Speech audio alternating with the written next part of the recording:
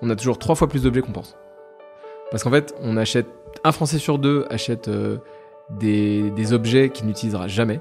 Donc on peut tous fouiller dans nos placards, nos greniers, nos caves, etc. On va trouver des trucs encore emballés, tout neufs, tout poussiéreux évidemment, mais pas du tout utilisés. C'est quand même un non-sens. C'est-à-dire que, par exemple, je crois qu'en moyenne, on pense qu'on a 10 paires de chaussures, et en fait, un Français en moyenne en a 30. En fait, il y a une phrase qui revient souvent, et qui est en fait notre pire ennemi, là. On se dit toujours, ça peut toujours servir.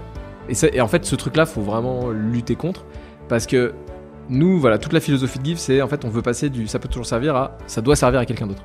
Donc, en fait, ça, c'est une vue de l'esprit de ça peut toujours servir. C'est, je sais pas, une peur de manquer ou en fait, on valorise encore ce qu'on a payé pour un objet en se disant, voilà, j'ai quand même payé tant pour cet objet, je vais pas m'en débarrasser, je vais pas le donner, etc. Alors qu'au final, la valeur, elle est perdue, enfin, la valeur, elle est disparue, quoi. En fait, je pense que notre concurrent numéro 1, c'est la flemme. Non, mais c'est vrai. Parce que en fait, c'est par défaut, les gens aussi pensent que faire quelque chose de positif, c'est contraignant. En fait, c'est une question qu'on me pose toujours. Expliquez-moi cette idée de l'économie du bon sens, etc. En fait, on nous demande d'expliquer quelque chose qui est logique. Alors qu'on devrait plutôt questionner et demander aux gens qui créent des modèles non vertueux, pourquoi ils créent ces modèles-là. Parce que la communauté est clé, parce que l'entraide nous possède, on a décidé de mettre en lumière tous ces visionnaires. Bienvenue dans le podcast Build a City for Good de Daphné. Bonjour à tous, ravi de vous retrouver pour un nouvel épisode. Aujourd'hui, je suis accompagnée de mon acolyte Paul Bazin. Hello tout le monde. Qui est partenaire chez nous. Et nous allons ensemble interviewer un des entrepreneurs les plus engagés de la place, Hakim Baka, qui est le cofondateur de Give. Alors Give, oui, G-E-E-V, c'est l'application que vous devez télécharger tout de suite, oui, tout de suite en nous écoutant. Pourquoi ? Car c'est l'application du don d'objets qu'on doit tous avoir en 2023. Oui, on doit tous avoir le réflexe aujourd'hui de donner plutôt que de jeter ou mettre aux encombrants. C'est la mission d'Hakim et Florian depuis 2016 et que nous sommes très fiers de soutenir chez Daphné depuis 2018. J'espère que je suis bon dans les dates, messieurs. Ouais, c'est bon. C'est à peu près ça ? C'est ça. Vous verrez, vous n'en tirez que du positif. Give, c'est tout bénef. On favorise le réemploi des objets, on lutte contre le gaspillage, on fait plaisir et on favorise aussi l'entraide. Aujourd'hui, Give compte plus de 5 millions d'utilisateurs en France et en Belgique. L'application a permis de faire plus de 25 millions de dons. Aujourd'hui, la petite news, c'est que vous venez de lever 1,7 million avec 1500 contributeurs via une plateforme qui s'appelle Tudigo, on les remercie. Ouais, ils sont top. Et tu nous en parleras plus tard. Hakim est là aujourd'hui pour nous éclairer et nous alerter sur l'impact de notre consommation et la manière dont chacun d'entre nous allons pouvoir faire évoluer nos usages sans faire de gros efforts. J'ai terminé avec mon intro. Hakim, peux-tu commencer à te présenter, nous raconter rapidement d'où tu viens et comment l'aventure Give a commencé ? Avec plaisir, merci de me recevoir. J'ai donc Hakim Baka, j'ai 39 ans. Je suis entrepreneur, je suis parisien, je suis né à Paris, grandi à Paris. Et voilà, j'ai toujours été très, très consommateur de seconde vie, mais sans mission particulière, tu vois, juste par bon sens. T'as des trucs qui ont été utilisés, qui peuvent être utilisés. Donc j'ai toujours chiné, voilà, depuis très longtemps, depuis que je suis ado. Et plus tard, après plusieurs projets qui n'ont pas du tout marché. Dans le don comme pas ça, du tout, rien à voir, dans des plein d'idées très différentes. On a je vous fais la version courte, avec mon associé, détecté une opportunité d'usage, de business, d'impact. En sortant d'école Non, bien plus tard, en 2015. Ah oui, 2015. Ça allait pas dans les chiffres là. Voilà. 39 ans, 2016, non, ok. Ou alors il a eu des études très très longues. Ouais. Bac plus 20. Ouais. C'est clair. En 2015. Et en fait, on s'est rendu compte que quand tu veux te débarrasser d'un objet, tu essayes de le vendre. C'est un peu un réflexe culturel. Mais que les plateformes de vente ont un taux de succès qui est assez faible. C'est entre 20 et 40%. Donc, ça veut dire qu'il y a entre 60 et 80% des objets que tu poses sur une plateforme qui restent sur la plateforme, qui ne partent jamais. Et nous, on a essayé de voir quelles étaient les alternatives à côté de ça, tu vois. Donc, il y a évidemment les assos qui ont récupéré une partie. C'est très, très bien. Il y a le stockage qui équivaut à de la poubelle, parce que quand tu stockes, l'objet perd sa valeur d'usage et finalement il est gaspillé. Et il y avait le don, mais qui était réservé aux proches, entre guillemets, à l'entourage, mais qui n'était pas digitalisé. On s'est dit, ce truc-là, on était en plein boom des marketplaces, est-ce qu'on peut le marketplaciser, entre guillemets? Et voilà, et on a testé ça d'abord dans des communautés pendant 1 an et demi sur Facebook, etc., qui ont très bien marché. On est monté à, qui existe toujours d'ailleurs aujourd'hui, il y a 400 000 personnes encore sur Facebook, donc c'est cool. Ah oui. 400 000, alors c'est peut-être pas actif, mais en cumulé 400 000 membres. On en a beaucoup plus dans l'appli. Et voilà, et finalement, tous ces enseignements des communautés nous ont permis de lancer une application au printemps 2017 qui s'appelle Give. Génial. Et donc aujourd'hui, tu peux nous rappeler un petit peu les chiffres clés qu'on devrait tous avoir en tête quand on rachète, qu'on achète, des choses qu'on n'a pas besoin ou qu'on a ou qu'on stocke ou... je pense qu'il y a des choses qu'on ne sait pas. Ouais, déjà, il y a un chiffre qui est assez fou et on peut chacun faire l'exercice chez soi sur une typologie d'objets. On a toujours 3 fois plus d'objets qu'on pense. Parce qu'en fait, on achète, un Français sur 2 achète des objets qu'il n'utilisera jamais. Donc, on peut tous fouiller dans nos placards, nos greniers, nos caves, etc. On va trouver des trucs encore emballés, tout neufs, tout poussiéreux évidemment, mais pas du tout utilisés. C'est quand même un non-sens. C'est-à-dire que, par exemple, je crois qu'en moyenne, on pense qu'on a 10 paires de chaussures et en fait, un Français en moyenne en a 30. Donc, ça veut dire qu'on a des objets qui dorment comme ça dans les placards et qui finalement sont gaspillés parce qu'ils s'abîment. Ça prend de la place. En plus, voilà, qu'on soit citadin ou pas, on est toujours en manque de place, donc ça sert à rien d'encombrer nos placards. Mais en fait, ça joue aussi sur le fait que déjà, on n'a pas connaissance de ces inventaires qu'on a chez nous. Et aussi, comment dire, il y a en fait, il y a une phrase qui revient souvent et qui est en fait notre pire ennemi là. On se dit toujours, ça peut toujours servir. Et en fait, ce truc-là, faut vraiment lutter contre parce que nous, voilà, toute la philosophie de Give, c'est en fait, on veut passer du ça peut toujours servir à ça doit servir à quelqu'un d'autre. Donc en fait, ça, c'est une vue de l'esprit de ça peut toujours servir. C'est, je sais pas, une peur de manquer ou en fait, on valorise encore ce qu'on a payé pour un objet en se disant, voilà, j'ai quand même payé tant pour cet objet, je vais pas m'en débarrasser, je vais pas le donner, etc. Alors qu'au final, la valeur, elle est perdue, enfin, la valeur, elle est disparue, quoi. Donc voilà, donc nous, on travaille vraiment là-dessus et finalement, en fait, on travaille sur un gaspillage qui est extrêmement dur à adresser, mais très volumineux, c'est le gaspillage des foyers. C'est-à-dire que, par exemple, le gaspillage industriel, il est concentré. Donc, il est très impactant, mais il est très concentré. Le gaspillage des foyers, en fait, on gaspille tous un peu, mais mis bout à bout sur presque 70 millions de personnes, en fait, c'est gigantesque. Donc c'est pas quelque chose qu'on peut faire à la mano. Et par exemple, si on devait transposer notre business dans un modèle physique, ce serait impossible. Ce serait des entrepôts de milliers, dizaines de milliers de kilomètres carrés, des camions qui traverseraient la France en long, en large, en travers. Ça marcherait pas. Donc voilà. Donc nous, on s'est dit, il faut qu'on outille les gens avec une app, en l'occurrence. Et finalement, finalement, on a réussi, voilà, en quelques années, à faire donner 25 millions d'objets, alors qu'on est 15 personnes.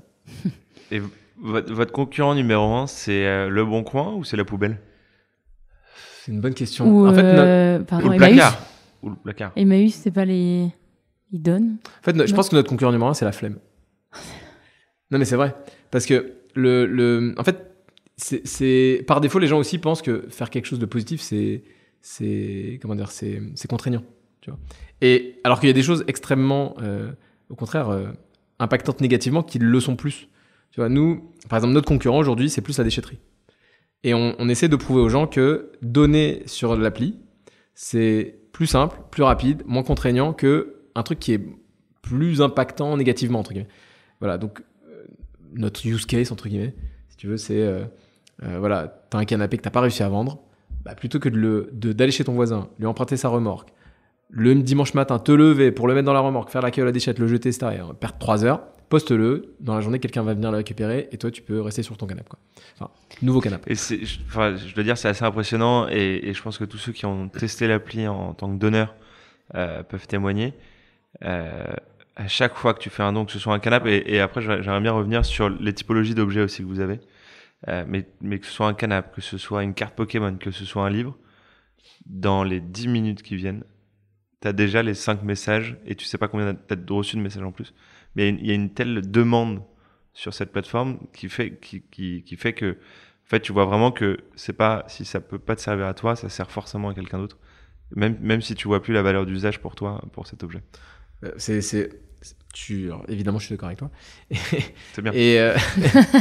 Et oui, non, mais c'est vrai. En fait, on est sur une plateforme qui a aussi une spécificité, il y a plus de demandes que d'offres. Donc, pour tous les objets que tu postes, parce qu'ils sont gratuits, et ils sont pas loin de chez toi, parce que l'appli est géolocalisée, il n'y a pas d'envoi, tout est local, bah oui, tu as énormément de demandes. Donc, il y a plein de typologies d'objets. Nous, par exemple, sur Give, allez, on va dire en moyenne, sur une journée, on va dire en journée de Star Weekend, c'est plus, tu as toujours entre 14-15 000 personnes connectées en simultané. Il n'y a aucun endroit physique de seconde vie, tu vois, en retail, peu importe, où tu peux exposer un objet à autant de personnes.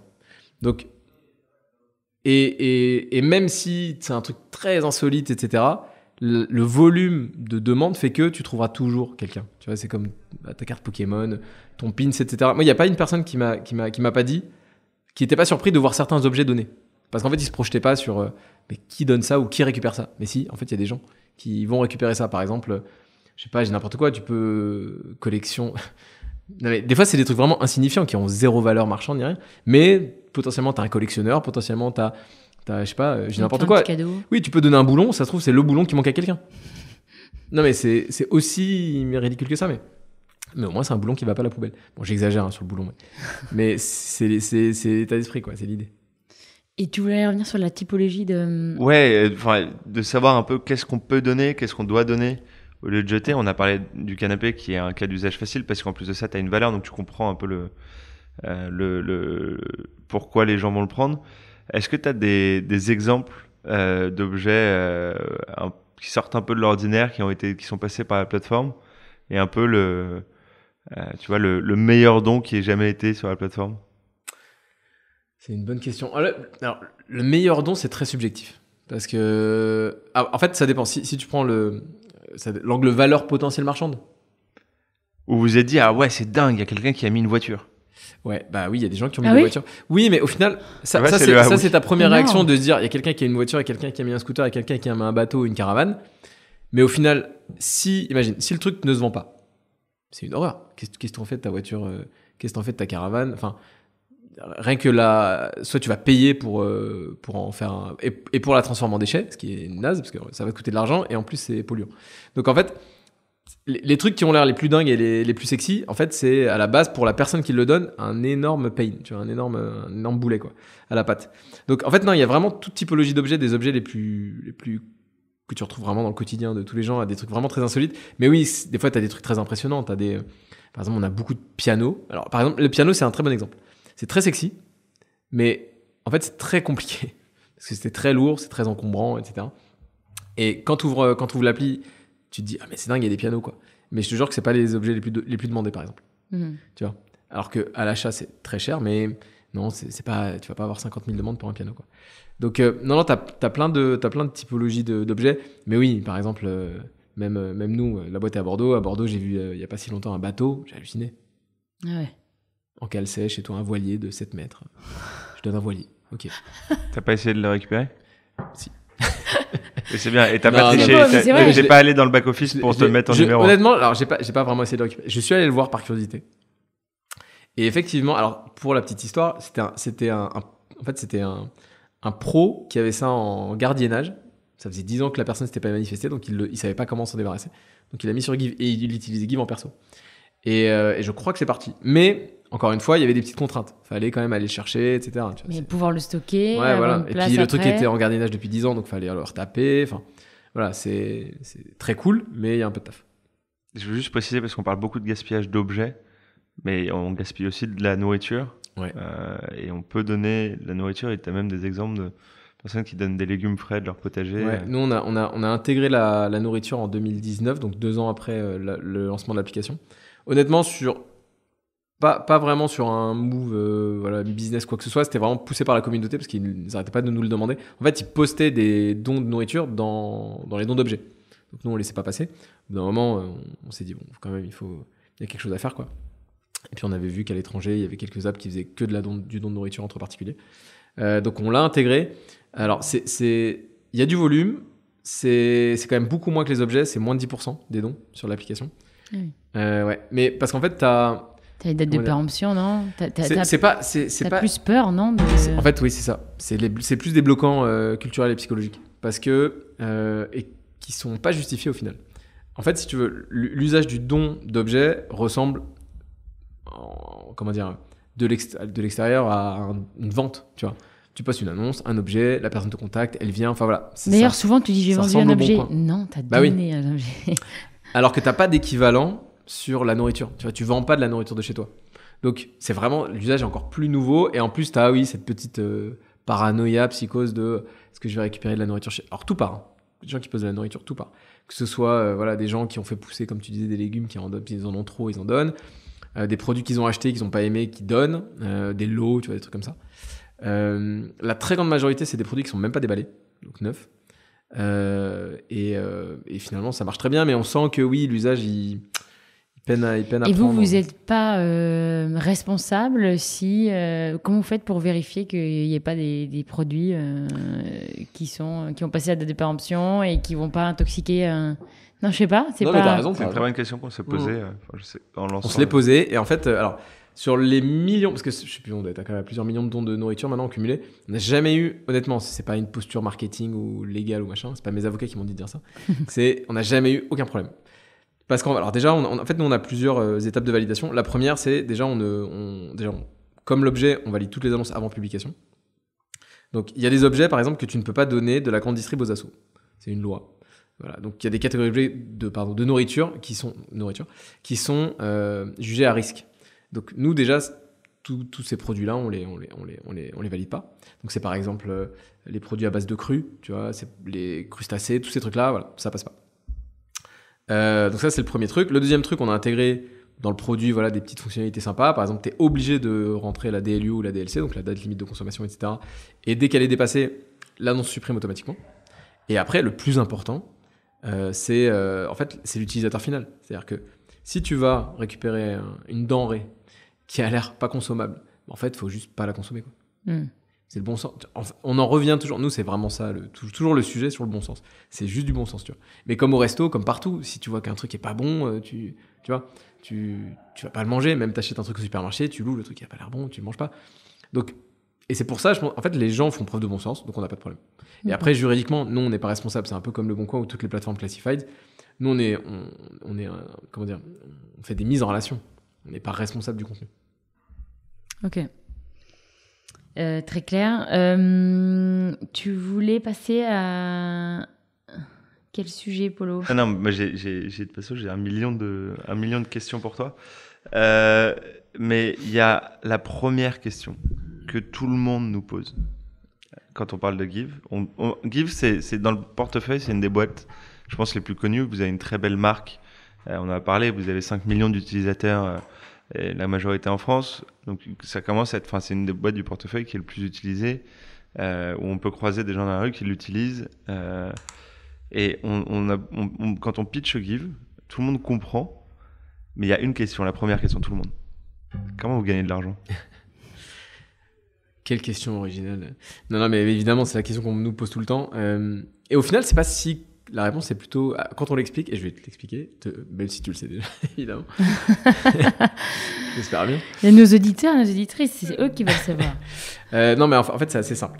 Give, c'est une application. Et en plus, moi, je viens du secteur de la publicité avant, donc on a créé une partie du modèle. C'est un modèle freemium. Donc, on a une version de l'application qui est gratuite avec de la publicité. Donc, on est financé en partie par de la publicité, de moins en moins. Et on réduit même de plus en plus la pression publicitaire. Et on a une version de l'application sans publicité financée directement par les utilisateurs avec un abonnement. Et cet abonnement, il a le bénéfice effectivement de ne pas exposer les utilisateurs à de la pub. Et en plus, il a plusieurs fonctionnalités de confort, dont celle de pouvoir contacter certains objets en priorité.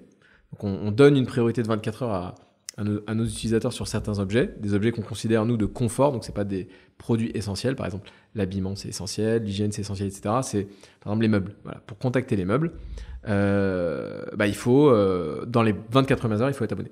Après on peut contacter sans problème, etc. Mais les 24 premières heures, on leur donne une longueur d'avance. Donc le contact en priorité de certaines annonces et le volume. C'est-à-dire en fait, un non-abonné peut récupérer jusqu'à 5 dons par mois, un abonné 30. Donc en fait, l'idée, c'est aussi de les faire entrer dans une conso responsable via la plateforme, etc. et en volume, et en fait de les amener presque à sur-rentabiliser l'abonnement. Nous, l'abonnement coûte 25 €. Tu récupères un frigo, c'est bon, ton abonnement, il est rentabilisé. Oui, c'est sûr.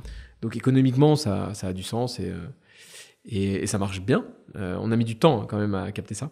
Enfin, quelle fonctionnalité sortir, parce que normalement sur une plateforme de petites annonces, ce sont les gens qui créent la supply qui sont monétisés. Nous, on monétise des gens qui créent la demande. Donc c'est un effet miroir qui n'était pas facile à intégrer, à modéliser. Et voilà, donc il y a cette partie-là, et après donc ça c'est la partie sur l'audience, et la partie B2B, c'est-à-dire qu'aujourd'hui on met toute l'énergie, l'audience, etc., entre guillemets, à dispo, à contribution pour le secteur majoritairement du retail sur 2 produits. Un produit qu'on commercialise depuis déjà 2-3 ans qui est lié à la reprise. Aujourd'hui, les distributeurs ils sont obligés de reprendre ton ancien produit.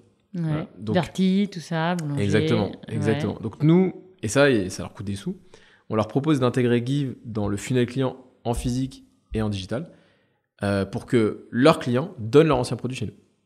Donc par exemple, ça fait un peu plus d'1 an qu'on travaille avec Conforama. Tu achètes un canapé sur conforama.fr ou en magasin, ils vont te proposer en priorité de le donner sur Give. Et ça, c'est un service que nous, on leur facture, mais qui leur coûte beaucoup moins cher que le transport. Moi, si je suis client de chez Confo, je vais acheter mon canapé pour remplacer mon ancien. Ouais.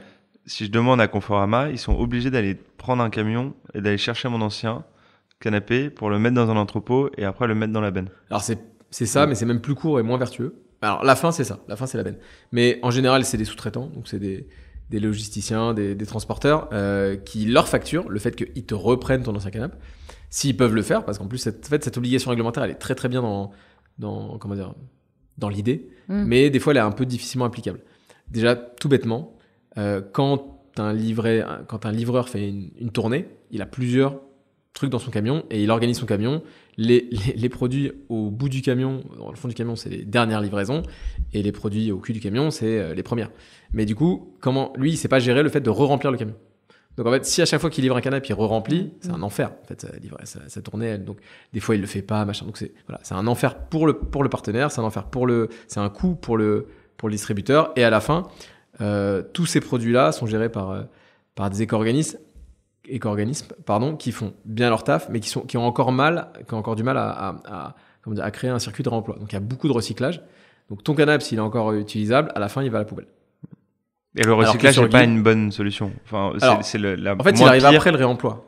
Tu vois, en fait, c'est comme si tu revalorisais, tu revalorises la matière première, mais l'objet peut encore avoir 1000 vies. Donc, en fait, le recyclage, c'est vraiment pour les objets qui sont en fin de vie. C'est-à-dire, il n'y a plus rien à récupérer, le truc est plus utilisable. Ok, on va essayer de retirer l'essence de ce qui reste, c'est-à-dire le matériau.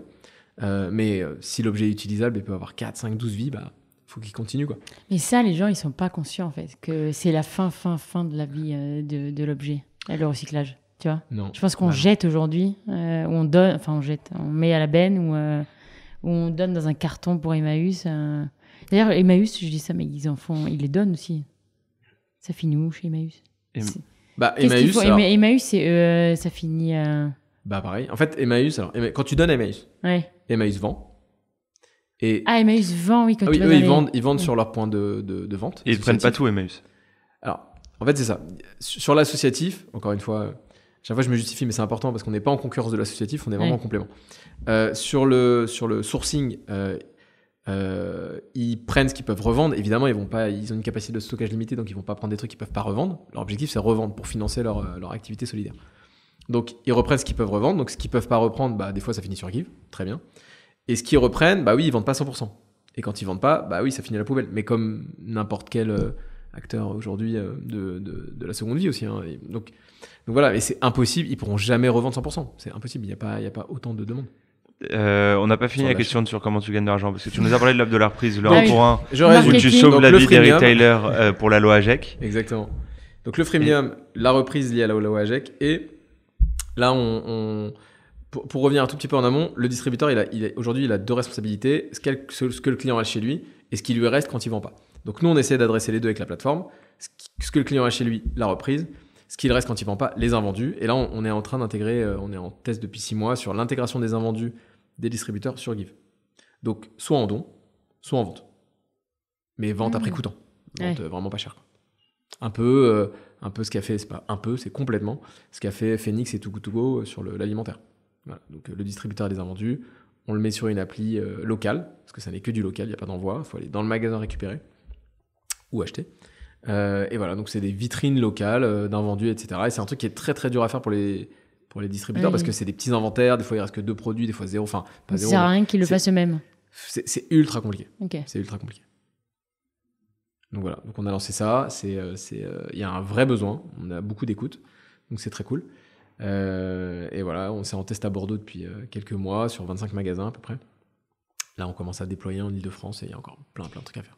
Et c'est quoi les gros pains que vous avez rencontrés justement comment vous avez fait déjà pour attirer autant de millions d'utilisateurs et quels sont les plus gros pains pour aller plus loin et justement pour rendre ce mouvement national, je veux dire, avant de dire mondial. Non, mais tu vois, pour que les gens intègrent, en fait, il faut donner, arrêter de jeter, arrêter d'aller à la déchetterie, donner. Parce que moi, personnellement, quand j'ai donné la première fois, je me suis dit, je disais, j'ai pas envie qu'un mec arrive en bas chez moi. J'avais pas trop qui allait arriver. J'avais pas l'impression que c'était. Tu sais, j'ai toujours t'as un peu la pression de celui qui va venir chercher le. T'as pas envie qu'il vienne chez toi. Ça a été le cas aussi pour mes parents, tu vois. Ils vont venir devant chez nous, ils vont voir où on habite. Tu sais, t'as toujours en fait une peur. Est-ce que ça a été remonté par beaucoup de gens? Oui, mais ça, c'est assez classique des plateformes en C2C. Et ça, tu le gères par de l'outil. Tu le gères par de l'outil, c'est-à-dire que donc sur ce sujet de la confiance, c'est le sujet de la confiance. Ouais. Voilà, sujet de la confiance, on l'a géré avec des fonctionnalités qu'on n'a pas inventées. Sur Give, tous les utilisateurs sont logués. Et à chaque fois qu'ils te donnent quelque chose, ils ont une note. Et à chaque fois que toi tu donnes quelque chose, tu as une note. Et en fait, quand tu te retrouves avec un profil qui a que des bons avis, etc. Enfin voilà, profil vérifié qui a 3 ans. Enfin, tu peux te dire bon, cette personne-là, c'est quelqu'un de confiance, etc. Donc, sachant qu'en plus on n'est pas sur une plateforme transactionnelle. Il n'y a pas de transaction d'argent. Donc tous les soucis que tu rencontres aussi liés à des transactions, les arnaques, les négos, enfin voilà, t'as plus de chances de t'embrouiller autour d'une négo que sur un don. Nous, on n'a jamais eu d'histoire de. Tu peux pas vraiment t'embrouiller, quoi. Alors, on vient de donner quelque chose. Ouais. Non. Ouais. Oui, c'est que positif. Tu vois, la personne qui vient est super contente, la personne qui donne est contente. Enfin, il peut pas, tu vois, y avoir d'arnaque, en fait. Donc oui, ce sujet de la confiance, de quelqu'un vient, etc. Bah voilà, tu vois, c'est outillé, il y a des avis, etc. Ça marche plutôt bien, les gens comprennent, tu vois. Il y a des gens qui font des dons quand c'est des petits dons sur des tiers-lieux, tu vois, autour de chez eux, la boulangerie, le petit supermarché, tu vois. C'est une activité de quartier, donc les gens, ils ont les mêmes repères. Donc ils se retrouvent, tu vois, dans des lieux. On a même testé, à voir si on le déploie plus, des casiers, tu vois. On a testé ça avec, dans une ou deux épiceries pas solidaires anti-gaspi, où les gens déposent un truc dans un casier, Give, et puis après tu vas le récupérer. Donc il y a plein de manières de le faire, tu vois, il y a plein de manières de le faire. Pour les gros objets, c'est obligatoire, il faut que quelqu'un vienne, tu vois. Et c'est aussi le bénéfice pour l'utilisateur. Ton truc est gigantesque, ultra lourd. Enfin, t'es trop content que quelqu'un vienne le chercher, quoi. Ouais. Donc, ouais, ce sujet de la confiance, voilà comment on le gère. Et tu voulais dire un truc? Non, et dire que c'est plus simple que d'aller jeter. Ouais. T'as la confiance et le fait en fait, c'est moins painful de le donner sur Give que d'aller à la déchette, quoi. Ouais, c'est ça. Voilà, tout se passe dans le téléphone. T'as juste à discuter un petit peu. Faut t'arranger, et encore ça, on essaie de l'améliorer. La prise de rendez-vous, etc. Voilà, à la limite, c'est le pain qui nous reste sur la partie usage. C'est caler les agendas de particuliers. C'est pas simple. Et c'est pour ça que potentiellement des lieux, tu vois, faire du don asynchrone. En fait, le don, c'est ça. Le don synchrone, c'est pas simple, pas toujours. De se dire rendez-vous, machin, nan. Le faire en asynchrone, ce serait plus simple. Et tout à l'heure, tu parlais comment? Sur l'asynchrone, tu as un aspect humain. C'est-à-dire que dans les gros retours aussi des utilisateurs, c'est en fait, j'ai eu le sourire parce que j'ai vu la personne qui recevait et qui m'a expliqué pourquoi elle était trop contente d'avoir ce don, et on a discuté un peu, et il y a quand même un aspect social. Pas que parce que t'as plein de gens qui le font pour l'expérience et tout, et ça c'est génial. Et c'est complètement assumé, et c'est très bien que ce soit le cas aussi. Il y a des gens qui le font vraiment aussi parce que c'est pratique. Tu vois, tu fais ton don, c'est rapide, t'as pas à t'embêter, quelqu'un vient, etc. Voilà. Si pour certaines personnes, ça c'est plus important que discuter, mais c'est pas grave en fait. La finalité, c'est que l'objet retrouve un circuit de réemploi et pas la poubelle. Et tout à l'heure, t'as posé une question, je reviens juste là-dessus parce que c'est important, t'as dit le pain, vraiment le pain de Give. En fait, on n'a jamais eu un pain en termes d'usage. Tu vois, la communauté a très vite grossi, on fait pas de pub, tout est organique, etc. Le vrai pain, c'est le modèle. On s'est lancé sans modèle. D'ailleurs, quand Daphne est rentrée, quand vous avez investi, on faisait 0. Pré-revenu, il faut quand même le préciser. C'était culotté. On fait un métier de conviction. Regarde. Bon, maintenant, on a un modèle. Non, mais c'est ça, trouver un modèle sur une plateforme C2C autour du gratuit, etc. C'est ça le challenge. Et quand il sera plus mûr, etc. Mais en fait, c'est ça qui va impulser aussi une dynamique beaucoup plus forte, tu vois. Et donc, tu disais que la priorité numéro 1, c'était que l'objet retrouve une seconde vie. Est-ce qu'on peut revenir sur ton expression de l'économie du bon sens et donc l'économie circulaire aussi au global et juste que tu nous parles un peu de ta vision de ce que c'est en termes d'environnement, en termes de social aussi, on en a parlé un peu, et de pourquoi pourquoi il faut absolument que tout le monde y rentre dedans, quoi. Ok. Alors, tu vois, par exemple, j'ai réalisé quelque chose assez récemment qui me fait un peu marrer. En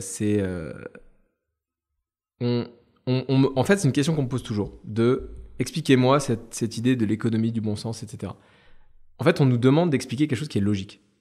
Alors qu'on devrait plutôt questionner et demander aux gens qui créent des modèles non vertueux pourquoi ils créent ces modèles-là. Tu vois, en fait, par exemple, je veux pas, je m'en fous, je cite, on s'en fout, mais non, mais tu vois, en fait, on est transparent. En fait, ce qu'on fait, c'est tellement évident la question n'a même pas à être posée. Pourquoi est-ce que donner c'est bien? Mais ta question elle est bête en fait. Non mais elle est pas bête, mais c'est du bon sens. Le bon sens c'est du bon sens. Le bon sens ça s'explique pas. C'est plutôt, par exemple, on devrait plutôt demander aux gens qui font de la fast fashion de s'expliquer, tu vois, et de se justifier plutôt que de pas nous justifier, mais expliquer. Ah c'est marrant votre économie du bon sens, tout machin. Enfin, c'est lunaire en fait, tu vois. Et aujourd'hui on pose plus de questions aux boîtes à impact, comme avec des gros yeux tout ronds, etc., qu'aux boîtes dégueulasses. J'ai dit dégueulasse, désolé. Mais... non, mais c'est vrai. Oh ouais, je vois de qui tu parles. Donc, écoute, l'économie du bon sens, encore une fois, moi, je l'ai dit tout à l'heure, la création de la boîte, c'est même pas, tu vois, c'est pas ma crise de la quarantaine, c'est pas, je me suis pas réveillé un matin en disant je veux changer le monde, etc. Je me suis toujours dit, et je ne me l'explique pas, mais juste parce que c'est du bon sens, tu vois, tout comme tout à l'heure on disait, quand tu ne manges pas un truc qui a pas l'air bon, bah, tu ne jettes pas un truc qui a une valeur d'usage. C'est basique. Moi, j'ai compris ça depuis toujours. Même si, honnêtement, ils écouteront jamais ça, mais c'est pas grave. Certains potes à l'époque se moquaient un peu de moi parce que j'étais le récup boy, tu vois. Non mais, moi, je pouvais vraiment marcher dans la rue, voir un truc sur le trottoir et dire mais c'est quoi ce truc et le prendre, tu vois, et faire 500 mètres avec une étagère sur le dos. Tu passais pour un radin ou pas? Non, non, parce que les gens qui me connaissent savent, j'espère, que je suis pas radin. Mais donc ça n'a rien à voir. Non, je passais pour un brocanteur, tu vois. Voilà, c'était quoi la série là? Les références de vieux. Louis la Brocante. Louis la Brocante, voilà. J'étais Louis la Brocante, si tu veux. Okay. Et parce que chez moi, du coup, parce qu'en plus je suis un peu collectionneur, parce que j'aime bien l'histoire, etc. Voilà, forcément j'avais un intérieur qui dénotait par rapport, tu vois, à la page 14 du catalogue Ikea de tous mes potes, tu vois. Donc oui, et aujourd'hui, ça rigole moins. Donc c'est pas radin malin, ça. Il faut enlever la partie de. C'est pas parce que tu récupères un truc, c'est pas parce que tu achètes pas un truc neuf que c'est parce que t'es proche de tes sous. Tu peux aussi avoir un côté. En fait, c'est juste du bon sens, quoi. C'est juste du bon sens et c'est juste du bon sens. Peut-être de plus en plus une conscience. Même moi, hein, tu vois, je suis devenu un peu expert du sujet. Je l'étais pas quand on a lancé la boîte. Et non, et quoi qu'il en soit, après entre guillemets dans l'équation économique oui, quand tu consommes de la seconde vie, bah c'est cool, il te reste de l'argent pour faire autre chose. Tu vois. Par exemple, et ça c'est le cas aussi dans le tu vois, tu récupères un truc gratuit, tu vois, par exemple, il y en a qui nous disent oui, bah le piano, comment je récupère un piano? Bah le piano est gratuit. Bah peut-être je sais pas, loue une camionnette, fais-toi payer un transporteur green, enfin j'en sais rien. Il te reste un peu d'argent pour te payer du service ou du confort. Ou les 400 € que tu as économisé sur ton piano, bah je sais pas, invite tes potes au resto. Des leçons de piano. Ouais, voilà, paye-toi des leçons de piano. Non mais ça veut dire, encore une fois, c'est mécaniquement, tu vois, on en parle beaucoup, on parle de beaucoup de pouvoir d'achat. Bah ton pouvoir d'achat augmente. Tu diminues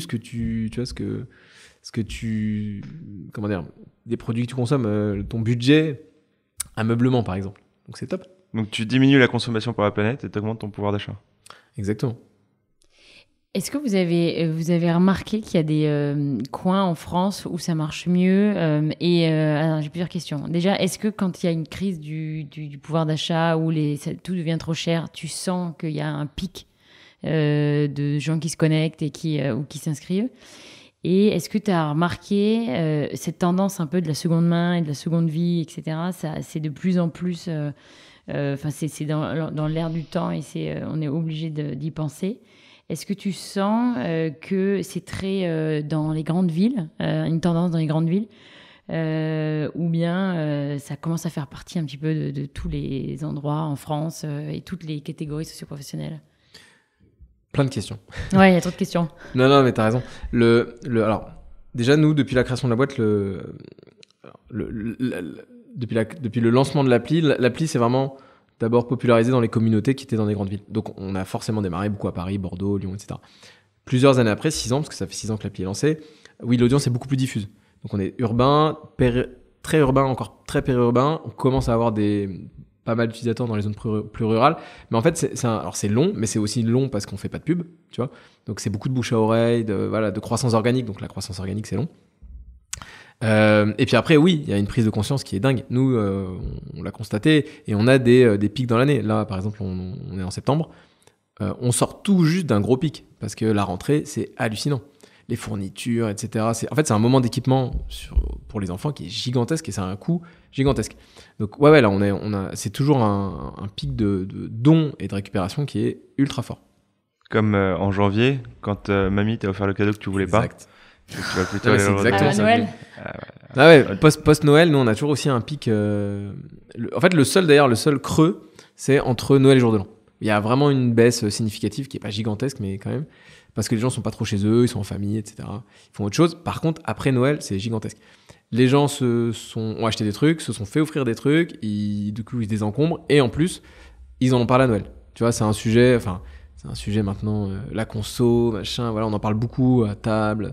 Voilà, c'est un sujet, on en parle avec nos potes. On essaie de pas trop se montrer du doigt et se culpabiliser parce qu'il y a toujours un vilain petit canard dans l'équipe là. Mais ouais, après Noël, t'as toujours là où d'ailleurs où la conso baisse, bah nous la déconso augmente. Ouais. Tu vois, on est vraiment un business contre-cyclique quoi. Et les 5 millions d'utilisateurs, c'est des dîners de Noël, des verres entre potes.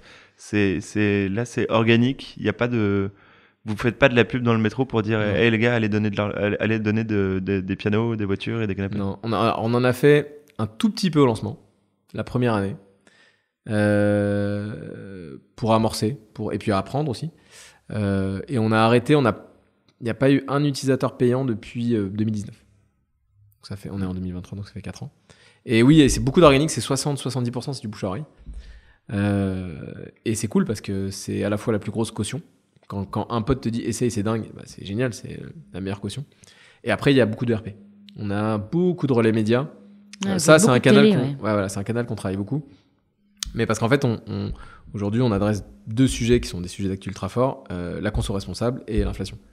Donc forcément, on a pas mal. Et puis surtout, je pense qu'on a aussi des bons clients parce que c'est facile à expliquer. Tu vois, une plateforme de dons, etc. On a aussi plein de profils très différents. Tu vois, d'un reportage télé à un autre ou un article à un autre, tu peux avoir.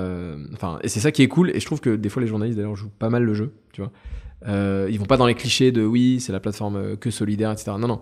Là, on a eu un reportage il y a pas longtemps. Je sais pas, il y a eu un portrait effectivement d'un couple, je crois qu'il y avait vraiment pas beaucoup de pouvoir d'achat, situation compliquée, etc. Et puis après, un couple qui gagnait, je crois, 5 000 euros net chacun et qui utilisait GIF quand même pour récupérer, important, pas que pour donner, pour récupérer et donner, et de manière complètement décomplexée, ce qui est très cool. Justement, en parlant de cette communauté qui est très forte, organique et qui, du coup, reste avec vous sur le long terme, est-ce que tu peux nous donner quelques chiffres de rétention côté donneur et côté aussi receveur? Alors, c'est à peu près les mêmes. En fait, nous, notre objectif, c'est, comme beaucoup d'applis, je pense, de les faire passer à l'action rapidement. Et nous, les 2 actions principales, c'est tu donnes, tu récupères. Pardon. Les 2 actions principales, c'est tu donnes et tu récupères. Donc, si l'utilisateur donne ou récupère dans à peu près, alors la première semaine, on est sur une rétention à 90 jours qui est entre 70 et 80%. Ce qui est quand même très cool. Pour une app. Colossal pour une app. Ouais, ce qui est très fort pour une app. Mais encore une fois, en fait, à la fois, on pousse pas à la surconso, parce que tu peux pas surdonner, tu vois. Tu peux pas surrécupérer. À un moment donné, tu es forcément limité. Et et c'est pas dans notre ADN, mais nous, on veut vraiment intégrer une plateforme sur le long terme, tu vois. Donc, il y a des gens qui viennent une fois par an, c'est bien. Il y a des gens qui viennent une fois par jour, c'est bien aussi. Mais ce qui veut dire, c'est que le don est aussi gratifiant, en fait, que de recevoir quelque chose. Là où normalement, tu préfères recevoir que donner. En fait, c'est tout aussi gratifiant l'acte de don. Il y a une vraie étude scientifique, genre j'ai pas le nom, tout ça, machin, mais il y a un vrai truc scientifique, je l'ai lu et je te le ressortirai. La zone du cerveau qui est activée et qui crée la satisfaction quand tu fais un don, c'est la même que quand tu fais une vente. Donc en fait, tu as un vrai, je sais pas si c'est, je sais pas quelle hormone, endorphine, peu importe, mais tu as un vrai truc même physiologique, tu vois, genre ça te fait du bien. Donc oui, il y a un vrai truc qui se passe, ouais. Donner, c'est gagner. Donner, c'est gagner. Mais give make you smile, quoi. Hein, make you happy. Ah, pardon, c'est international. Comment faire pour que ce mouvement, voilà, sensibiliser encore plus? Comment tu crois que, tu vois, j'imagine qu'en 6 ans, 7 ans, là, vous avez vu le marché évoluer, les consommateurs, les modes de pensée, mais là, comment aller plus vite et comment accélérer pour que déjà vous preniez un peu plus d'ampleur et que ça avance et qu'on donne plus, quoi. Il y a 2 trucs en fait. Alors, le premier, c'est effectivement, il faut que tout le monde en parle. Voilà. En fait, si c'est facile, hein, c'est le principe de viralité. Si chaque utilisateur en parle à 2 personnes et ces 2 personnes en parlent à 2 personnes, enfin, au bout d'un moment, tout le monde sera au courant, voilà.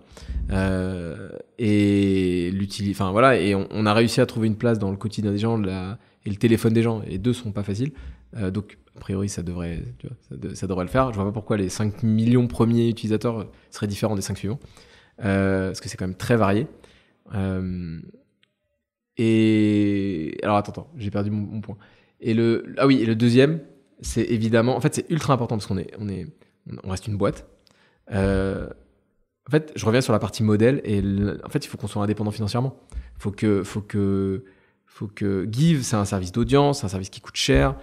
Enfin voilà, il y a beaucoup de développement. Enfin, on a l'impression qu'on fait ça avec 3 bouts de ficelle. Non, c'est ultra compliqué. Le business des apps, c'est ultra relou, hein, parce que tu vois, Give, en fait, par exemple, nous, chez nous, on a 4 produits. On développe 4 produits. On développe une version iOS, c'est une version dédiée, une version Android, c'est une autre version dédiée, une version web, c'est encore une autre version, plus tous les produits de back-office, la modération, machin. Donc en fait, il y a énormément de développement et on n'est que 15, entre guillemets. Donc en fait, on a besoin de ressources. Et du coup, oui, il faut qu'on prouve l'équation économique de l'abonnement, que les gens comprennent que oui, c'est un no-brainer, quoi. L'avoir, c'est ta cotise annuelle, c'est des frais de service, et ça a du sens, c'est de l'argent extrêmement bien dépensé, quelle que soit ta bourse, parce que c'est l'idée. Et il faut qu'on embarque les pros. Il faut qu'ils se bougent les fesses. Il faut qu'ils s'équipent. Tu vois, aujourd'hui, il y a un trop grand écart entre leur communication et leurs actions. C'est très frustrant, hein, de les voir. Alors, et c'est pas toujours. C'est marrant parce que c'est pas toujours c'est toujours un peu pareil. C'est pas ceux qui communiquent le plus qui en font. Attends, c'est pas tout. Je réfléchis à ma phrase. C'est pas ceux qui communiquent le plus qui en font le plus. Tu vois. Voilà, nous, on travaille avec des partenaires où franchement, ils sont pas très visibles et finalement, ils se bougent. Tu vois. Mais parce que les boîtes, c'est des gens. Et si à l'intérieur, tu as des gens qui sont engagés, qui réfléchissent bien, qui comprennent que oui, ça peut être bon pour eux aussi. Bah oui. Donc il y a vraiment ça. C'est comment dire. Nous, on n'est pas des bisounours, on n'est pas des utopistes. L'impact n'ira pas sans notre indépendance financière. Donc, un modèle qui tourne, un modèle qui est attractif, etc. Et ça, tu vois, et c'est comme ça qu'on embarquera plus de gens, plus de teams, plus d'invest. Enfin voilà, qu'on scalera et que l'impact sera démultiplié, quoi. Et si tu avais des messages à faire passer aux gens, donc oui, c'est quoi tes grands messages à faire passer pour faire avancer tout ça, en fait? Oui, même au-delà du modèle financier de Give, pour changer les mentalités. Pour créer le réflexe. Pour créer le réflexe, ouais. C'est une très bonne question. Mais je pense qu'à ce niveau-là, le modèle actuel est pas... tu vois, nous, par exemple, avec Florian, on n'est pas des ayatollahs, on n'est pas des... Tu vois, là, je prends la parole parce que tu me le permets, parce que voilà, on travaille ensemble. Mais on n'a pas vocation à être très visible. C'est pas qui on est, c'est pas qui on veut être. Et ça reste un projet collectif. Donc, en fait, les meilleurs ambassadeurs de du produit, de l'appli, des valeurs, etc. En fait, c'est les utilisateurs eux-mêmes, tu vois. Moi, j'ai personne à convaincre, en fait. Et je pense que j'arriverais moins, par exemple, à te convaincre toi que si, je sais pas, ta meilleure pote t'en parle. Donc en fait, il faut que cette chaîne-là continue juste de s'allonger. Et d'ailleurs, c'est comme ça que, tu vois, on n'a jamais fait officiellement de lancement à l'international et on commence à avoir de l'audience en Belgique et en Suisse. Tout simplement parce que les gens, avec la géoloc, ont commencé à avoir, parce que la géoloc, ça n'arrête pas aux frontières. Donc en Belgique, ils ont commencé à avoir, parce qu'il y a de la presse francophone, etc., et à voir les annonces qu'il y avait à Lille. Donc les gens se sont intéressés, ont commencé à poster, et une audience a commencé à démarrer à Bruxelles, pareil en Suisse. Donc en fait, tu vois, c'est vraiment c'est une sorte de mouvement, de quelque chose qui peut prendre, qui peut intéresser, qui peut bouger les gens sans qu'on force le trait, tu vois. Donc non, sur le modèle de déploiement d'audience, après oui, on pourrait accélérer, tu vois. On n'a jamais fait de pub télé. Demain, on a les moyens de faire une pub télé. Je pense qu'on on déploie beaucoup plus. On n'a pas les moyens de le faire. Ce serait quoi le message si tu faisais une pub télé demain ou une pub radio? C'est quoi le message que tu veux faire passer? Tu vois, ça coûte très cher, donc tu as peu de temps, tu as 10 secondes, 20 secondes. C'est quoi le message clé? Je pense que pour être très efficace, et c'est ce qu'on faisait quand on faisait de la pub, en fait, je pense que l'adhésion se fait par le gratuit et la transfo se fait par l'expérience. Donc en fait, les gens rentreront par une plateforme où tout est gratuit, c'est impossible. Et puis si.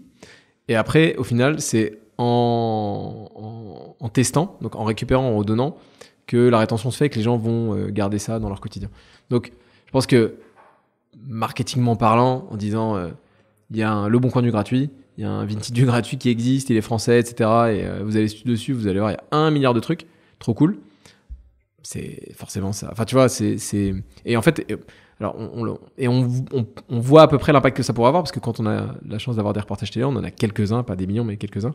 Mais on a mis du temps, comme beaucoup de startups, je pense, à ne pas cracher, à ne pas avoir.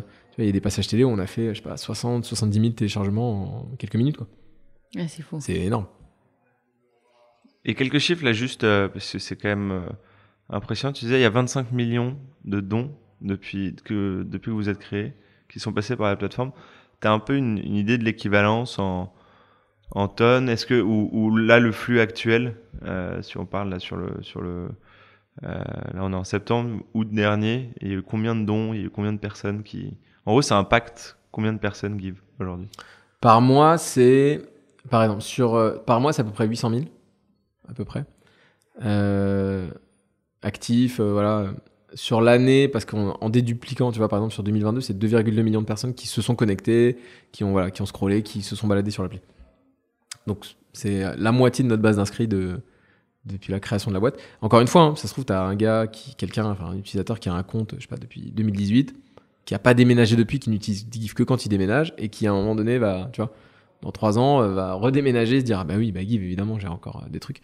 Donc ça représente ces masses-là. Mais pour te faire un parallèle, par exemple, avec Le Bon Coin, où il y a d'autres usages, hein, et puis ils ont d'autres services, Limo, ça machin, mais Le Bon Coin, c'est 30 millions par mois.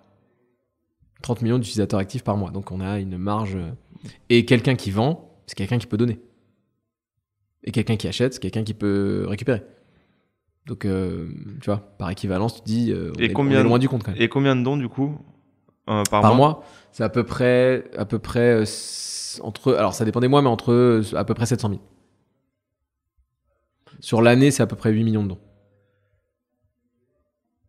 Donc 700 000 et par jour, donc du coup. Par jour. Si sa calculette. C'est ça. Contrôle de maths, quoi. Non, mais c'est parce que c'est par jour, un week-end, par exemple, c'est. C'est 23 000 dons par jour. C'est 23 000 dons par jour. Et donc par heure, c'est 972 dons par heure. Et donc par minute, t'es à 16 dons par minute sur Give aujourd'hui. Ouais, aujourd'hui? Ouais.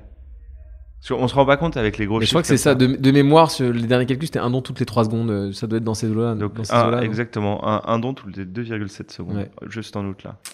C'est pas mal. Hein. Voilà, pour voir un peu l'impact qu'a Give aujourd'hui en France. Et l'objectif est d'aller beaucoup, beaucoup plus loin. Mais ça reste une goutte d'eau, en fait. Exactement. C'est ça qui est fou. Qui est très frustrant. Ouais. Il reste, mais en fait, c'est. Et encore une fois, il y a la partie visible, invisible de l'iceberg. Enfin, je veux dire, mais tant mieux, ça va dans le bon sens. Voilà, restons positifs, restons optimistes. Ça va dans le bon sens, mais il reste énormément à faire, quoi. Mais déjà, tu as vu 7 ans avant, les gens, ils te regardent plus de la même manière. À mon avis, il y a 7 ans, quand tu as lancé cette plateforme de dons, bon, vous étiez là sûrement. C'est cool ton truc. Mais aujourd'hui, vous êtes vus un peu différemment, je pense. Aujourd'hui, on est tous là à aller sur Vinted, on est tous là à vouloir. Le monde a changé aussi un peu. Ouais. Donc, il n'y a pas de raison que. Mais c'est ça, les gens ne sont plus les mêmes, les mots ne sont plus les mêmes. Tu vois, on n'arrête pas de dire seconde vie, là, comme si on le disait depuis toujours. Mais non, en fait, on dit seconde vie depuis 3 ans, 4 ans. Tu vois, avant, on disait occasion. Tu vois. Ouais, un truc d'occasion. Puis personne dit occasion. Ça a l'air complètement désuet maintenant de dire, tu vois, c'est dire un truc d'occasion.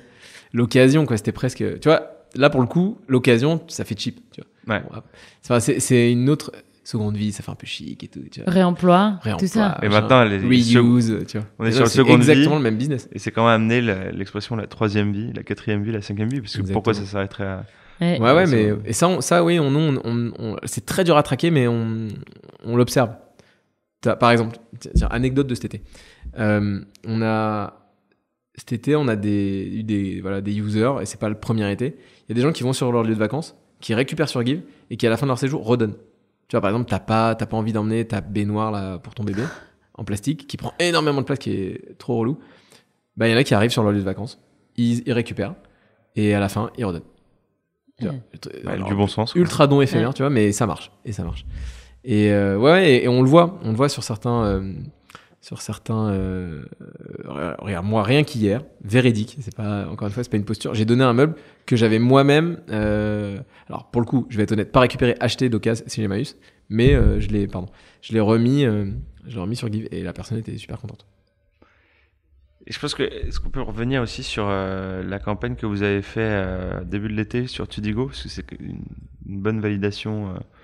Aussi, vos utilisateurs vous font confiance. Je sais pas si vous arrivez à traquer vos nouveaux investisseurs, du coup, les 1500 personnes qui ont voulu accéder à l'actionnariat de Give, étaient des givers ou sont des futurs givers. Alors oui, on a fait une levée participative au printemps dernier, entre mai et juin, qui a très bien marché, au-delà de nos attentes, pour être très honnête. C'est la campagne qui a le mieux fonctionné sur Tudigo, non ? Alors en termes de volume de contributeurs, on a éclaté les scores. En termes de montant levé, non. Parce que, en fait, Tudigo, à la base, ça reste quand même une plateforme qui a une communauté, mais d'investisseurs. Nous, on a amené notre communauté sur une plateforme d'investissement. C'est quand même très différent. Donc, le ticket moyen était beaucoup plus accessible qu'une campagne classique. Nous, c'était 500 € minimum. Je crois qu'ils n'avaient jamais fait moins de 1000, 2000 sur des levées qui faisaient peut-être en moyenne entre 5 et 10 000 € en ticket moyen. Enfin, voilà. Ça reste des invests. Des petits invests, mais des invests. Nous, c'est des gens, la majorité des gens n'avaient jamais investi. C'est-à-dire que parmi par exemple, tu pouvais investir en PEA. Donc, la majorité des gens n'avaient pas de PEA. N'avaient jamais investi, tu vois, dans une boîte, dans une startup, etc. Donc, tout le monde a dû créer un PEA pour investir dans Give, etc. Et c'est pour ça qu'on a créé un embouteillage en création de PEA dans leur banque, chez leur banque partenaire, là. Mais oui, c'est donc ça, oui. Donc, on a, en fait, la logique, c'était on a besoin de lever pour continuer, pour développer, pour structurer le B2B, etc. Allons solliciter notre communauté parce que maintenant, il y a des boîtes qui permettent de le faire bien. Et on a bossé avec Tudigo et ça s'est très bien passé. Ils ont très bien bossé. Et voilà, et on a eu en tout, sur 2 mois, 1 mois et demi, 1500 investisseurs. Mais c'est un choix fort quand même de se dire, OK, on ouvre notre capital et on veut que une partie de notre communauté, ceux qui le souhaitent, on s'associe avec eux, quoi.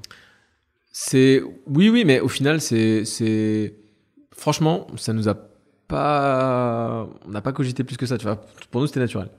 De se dire, de toute façon, on les a toujours beaucoup engagés depuis la création de la boîte. Là-bas, c'est quand même des communautés Facebook. On a embarqué sur une appli, et puis on avait déjà fait alors c'était pas un crowd equity, mais un crowdfunding en pré-lancement. C'était 15 000 € à l'époque, hein. Ça a l'air ridicule aujourd'hui, mais 15 000 € en 2016, donc c'était vraiment avant le lancement. Et il y avait rien, et pas d'equity, il n'y avait rien à gagner, hein. On a fait quelques goodies et 2-3 suites et c'est tout, quoi. Donc en fait, non, c'était la suite logique et les gens étaient ultra contents. Je pense que, tu vois, on a reçu plein de messages positifs. J'ai toujours pas fini d'éplucher la liste des 1500 investisseurs. Qui sont beaucoup de votre communauté, tu disais. Plus de 80% viennent de notre communauté. Ouais. C'est beau. Ouais, c'est très cool. C'est Et beau. puis l'entraide. ça vous rend redevable aussi. Parce que C'est très cool. perdre l'argent de Daphne, bon, ça va. Mais perdre l'argent de tes utilisateurs, Ouais, ça met une petite pression quand même. Ça met une petite pression.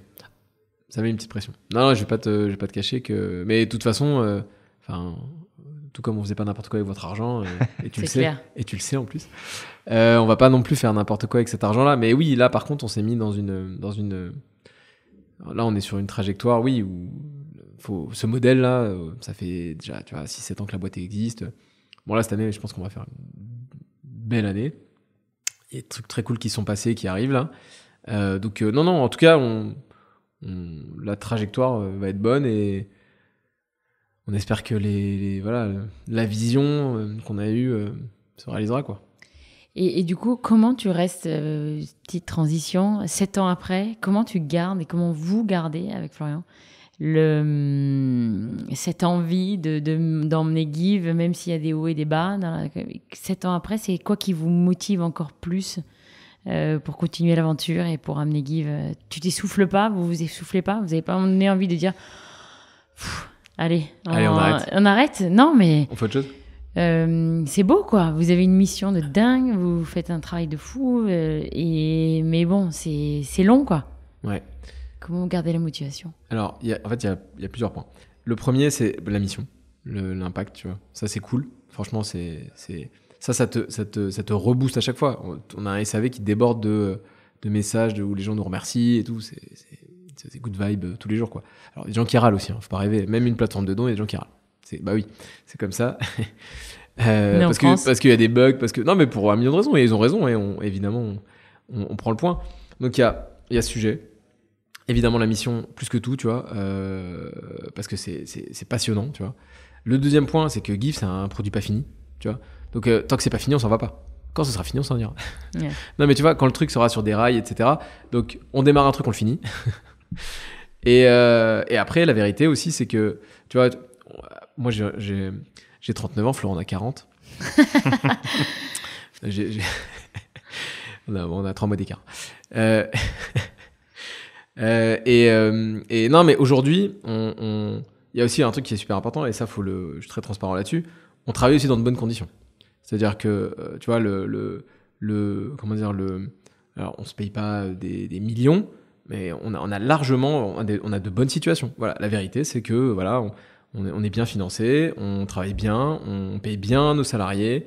Il y a aussi ça, tu vois, enfin, est-ce qu'aujourd'hui, tu vois, 8 ans après, j'aurais accepté la situation dans laquelle j'étais il y a 6 ans, tu vois, pas de salaire, machin, galère et tout, alors que maintenant on est mariés, on est des gosses.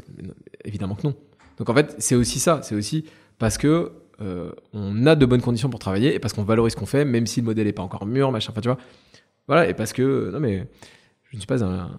Je dis la vérité, non mais c'est vrai, voilà, c'est aussi important voilà, d'avoir la confiance de ses invests, de ses partenaires, d'être entouré, tu vois, on nous permet de bien bosser, donc c'est cool. Il n'y a pas une fois où vous vous êtes dit, on va pas y arriver. Mais... Ça me saoule. Non, mais c'est vrai, quand tu arrives avant... Franchement, je pense pas. Ouais. Je pense pas. Mais Non, en fait... Non, ce qui est chiant, c'est de tester et de rater. C'est pas tu vois, ce truc de on va pas y arriver. Non, parce qu'en fait, une fois que t'as raté, t'as déjà l'idée d'après ou le OK, on sait ce qu'on va faire après c'est quoi le next step, tu vois. Donc, non, il y a pas de... Je me dirais ça le jour où vraiment on a épuisé toutes les options. Là, oui, là, je serais déprimé, je fais bon. Et même pas déprimé, peut-être... comment dire... résigné, tu vois. On est allé au bout de l'histoire. Enfin, on a tout testé. On a tout testé. Tout, voilà. Et soit il n'y a plus d'argent, soit il n'y a plus l'énergie, soit il y a autre chose. Il peut y avoir un million de raisons, tu vois. Mais étant donné qu'on a encore énormément de marge de manœuvre, que toutes les conditions sont réunies à tous les niveaux pour qu'on puisse le faire, bah, tu vois, on continue, quoi. Et non, on a encore plein de on a encore plus d'idées et plus de potentiel. Je pense que, en fait, plus on avance, plus on se rend compte que c'est profond, quoi. Ouais. Donc non, c'est et puis le marché évolue, etc. Tu vois, en fait, on parlait tout à l'heure de la seconde vie et des pros. En fait, c'est le Far West. Hein. Personne ne sait comment. on en parle beaucoup, mais personne n'est encore vraiment à un niveau professionnel là-dessus. C'est vraiment très frais comme marché, tu vois. Donc, regarde, moi, par exemple, quelque chose que je constate, beaucoup de retail veulent se mettre à la seconde vie. Et ça commence à ouvrir de manière un peu timide des petits corners. Allez, on va mettre 3 slips, là, seconde vie. Non, peut-être pas des slips, mais 3 t-shirts dans un coin, on dit que c'est de la seconde vie, tu vois. Moi, il y a un truc qui est basique. À partir du moment où, dans un supermarché, ou dans un magasin de fringues, t'auras pas dans le même rayon des trucs de seconde vie et neufs, mais déjà, il y a un problème. C'est qu'il y a, tu vois, on a une sorte d'ambivalence, là, de clivage la seconde vie, c'est là. Le neuf, c'est là. Non, en fait, on est là pour acheter un fut. Donc, tu vas dans un rayon, il y a des fûts, et seconde vie, pas seconde vie, enfin, peu importe, tu vois, t'achètes un fut. Donc, tu vois, en fait, et rien que ça, c'est des signaux où tu te dis, mais c'est pas frais, enfin, il y a encore des trucs à faire, tu vois. Alors que dans d'autres pays, il y a... Ah ouais, ils sont plus avancés. Ouais, il y a déjà des trucs, ou d'autres secteurs, tu vois. Des trucs, par exemple, chez les produits... tiens, exemple. Moi, quand j'étais jeune, j'allais beaucoup chez Gilbert Joseph et Gilbert Jeune, tu vois, pour acheter des cassettes. Et j'achetais jamais le neuf. Et tous les CD, vieux, tous les CD étaient mélangés. T'avais tout mélangé, neuf, occasion, neuf, occasion, neuf, occasion. Tu vois, donc en fait, t'étais comme ça. Bon, tu trouvais un CD d'occasion, évidemment, tu prenais l'occasion, 3 fois moins cher. Et quand il n'y avait pas, bah oui, tu disais, bon, j'ai quand même envie d'acheter mon album de je sais pas qui, là. Tu prenais le neuf, mais par défaut, tu vois. En plus, t'es étudiant, t'as pas d'oseille, enfin... Voilà, ça c'est une enseigne qui a 60 ans, 70 ans, je sais pas combien. Tu vois, eux, ils ont capté. Tous les bouquins sont mélangés. T'as tout le neuf mélangé avec la seconde vie et il n'y a pas de sujet. Donc, tu vois, il y a encore du taf, quoi. Ouais, il y a encore du taf. Bah, c'est bien. Ça veut dire que c'est qu'une goutte d'eau et qu'il y a un océan, il y a un océan à aller chercher. Ouais. Est-ce que peut-être en conclusion, tu aurais quelques chiffres à nous donner sur en gros, pourquoi il faut agir maintenant, quoi. Pourquoi on marche totalement sur la tête aujourd'hui? Encore une fois, moi, même si je suis plus expert, je suis pas un expert, tu vois. Je vais pas te ressortir les chiffres du GIEC, etc. Ouais. Enfin, que je ne connais pas, d'ailleurs. Enfin, j'en connais certains, mais si, je connais les grands. Mais en fait, j'ai pas envie de c'est un angle de communication que j'aime pas, tu vois, de l'urgence. C'est angoissant, c'est culpabilisant, et même moi je fonctionne pas comme ça, tu vois. Et je pense que les gens feront une bonne action déjà petit 1 s'ils s'en rendent même pas compte, petit 2 s'ils trouvent ça fun, donc ou s'ils ont un bénéfice à le faire. Donc je pense que moi je dirais plus bah oui, je dis n'importe quoi parce que j'en sais rien, mais tu pourras, je sais pas, te rajouter une semaine de vacances si tu augmentes ta consommation de produits de seconde vie de 20% à 40%. Tu vois, je trouve ça beaucoup plus sexy que dire attention, on va tous mourir dans 10 ans parce que, tu vois. Non, si tu fais ça, en fait, tu vas pouvoir plus profiter, enfin voilà, tu peux faire plus de trucs. C'est même. Ou alors, je sais pas. Imaginons que. Encore une fois, j'invente, j'en ai aucune idée. Peut-être que c'est des trucs qu'il faut que je creuse, tu vois, c'est une bonne idée. Mais de dire,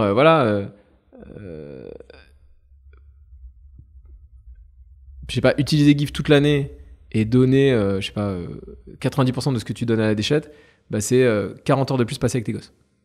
C'est vachement plus cool, tu vois. Non mais, c'est peut-être ça. Ou 40 heures de plus à pioncer. Oui, plutôt que nous rabâcher sans cesse, oui, l'urgence, l'attention, vous avez tous... et surtout que des gens beaucoup plus compétents et peut-être le font déjà, tu vois. Donc non, nous c'est pas trop notre... Que du positif. Bah oui, mais parce que c'est comme ça que, tu vois, enfin, je pense qu'on va créer du déclic. Encore une fois, par exemple, GIF, c'est pas un service pour les militants. C'est un service pour monsieur, madame, tout le monde. Tu vois, faire passer un militant de sa consommation de seconde vie de 90 à 95%, ça n'a pas d'impact. Parce qu'en fait, des gars comme ça, c'est 1% des Français, tu vois. Par contre, faire passer la très grande majorité des Français d'une consommation de produits de seconde vie de 2% à 30%, là, tu as un impact énorme, tu vois. Nous, on travaille là-dessus. Top. Canon, eh ben écoute, on pourrait continuer à en parler pendant quelques heures, je pense, mais ça fait déjà 1 heure qu'on est ensemble. Ça fait 1 heure Ouais. bah, voilà. Le temps que vous avez pris à écouter ce podcast, il y a eu 10 000 dons qui ont été faits sur Give. C'est vrai, mais c'est des images comme ça dont on a besoin. Donc merci à tous les givers qui ont donné pendant cette heure de Ouais, podcast. merci beaucoup. Et à tous ceux qui ont reçu aussi. Et ouais, Évidemment, exactement. évidemment. Bah oui, pour qu'il y ait des... Hakim, on Demain, pourrait pas faire ce podcast sans remercier Flo, qui est ton cofondateur et Évidemment. avec qui tu vis cette expérience depuis plus de 7 ans. Donc Pendant que je parle, lui, il Lui travaille. travaille. C'est vraiment Donc cool. un gros big up à Flo et à toutes les équipes de Give, bien sûr, Exactement. qu'on soutient aussi. Bravo à tous en tout cas pour ce que vous faites et nous, donc vous avez compris le message, passez, dites à votre voisin, votre meilleur pote, à vos parents de passer par Give, de télécharger Give et de donner. Essayez. Essayez Give, et vous essayez, c'est l'adopter. Exactement. Et vous Et verrez, donner, c'est gagner. donner c'est Exactement, gagner. Exactement. Parlez-en autour de vous, cet épisode, et surtout de Give. Vous avez compris le message d'Hakim. C'est ça, il faut en parler autour de vous. Qu'est-ce qu'on peut rajouter ? Merci. Merci encore d'être venu. Merci à vous. nous Faisons de raconter. cette goutte d'eau un Merci à vous énorme deux. océan Ah ouais. et un réflexe du quotidien. Exactement. On vous souhaite le meilleur. On vous suit. On continue à vous suivre, à vous soutenir. Bien entendu. Polo, t'es bien placé puisque tu suis Hakim et Flo depuis plusieurs Janvier années. 2018. Janvier 2018. Voilà, une belle histoire qui dure. Et on se retrouve pour le prochain épisode. Merci à tous d'avoir écouté cet épisode, d'avoir écouté Hakim et Paul Bazin. Merci Hakim. Merci. Salut à tous. Bye. Salut.